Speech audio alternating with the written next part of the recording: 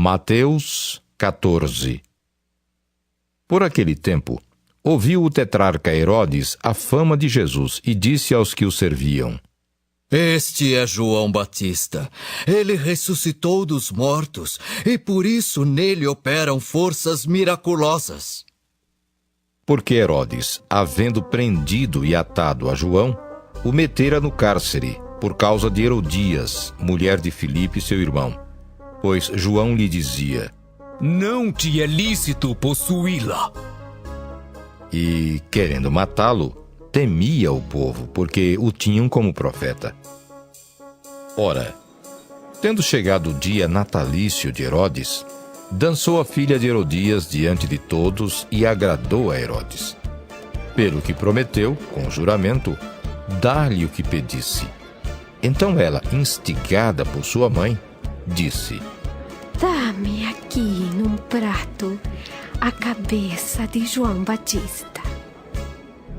Entristeceu-se o rei, mas, por causa do juramento e dos que estavam com ele à mesa, determinou que lhe a dessem, e deu ordens e decapitou a João no cárcere. Foi trazida a cabeça num prato e dada à jovem que a levou à sua mãe. Então vieram os seus discípulos, levaram o corpo e o sepultaram. Depois foram e o anunciaram a Jesus. Jesus, ouvindo isto, retirou-se dali num barco para um lugar deserto à parte. Sabendo-o as multidões, vieram das cidades seguindo-o por terra. Desembarcando, viu Jesus uma grande multidão. Compadeceu-se dela e curou os seus enfermos. Ao cair da tarde, vieram os discípulos a Jesus e lhe disseram: O lugar é deserto e vai adiantada a hora. Despede, pois, as multidões para que, indo pelas aldeias, comprem para si o que comer. Jesus, porém, lhes disse: Não precisam retirar-se. Dai-lhes vós mesmos de comer. Mas eles responderam: Não temos aqui senão 5 pães e 2 peixes. Então ele disse: Trazei-mos.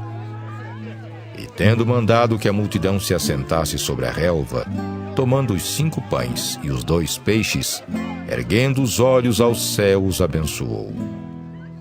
Depois, tendo partido os pães, deu-os aos discípulos e estes às multidões.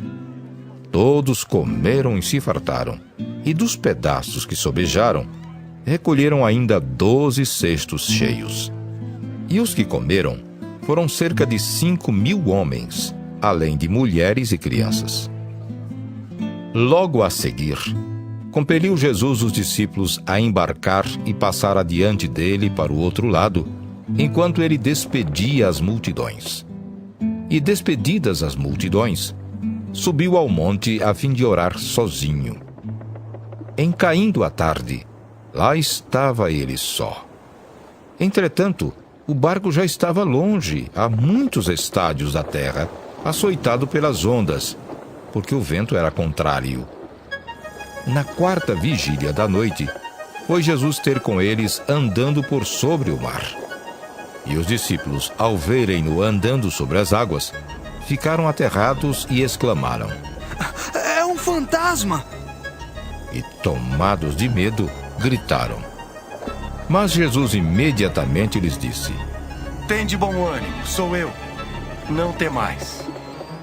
Respondendo-lhe Pedro, disse: Se és tu, Senhor, manda-me ir ter contigo por sobre as águas. E ele disse: Vem. E Pedro, descendo do barco, andou por sobre as águas e foi ter com Jesus. Reparando, porém, na força do vento, teve medo e, começando a submergir, gritou: Salva-me, Senhor! E prontamente Jesus, estendendo a mão, tomou-o e lhe disse: Homem de pequena fé, por que duvidaste? Subindo ambos para o barco, cessou o vento.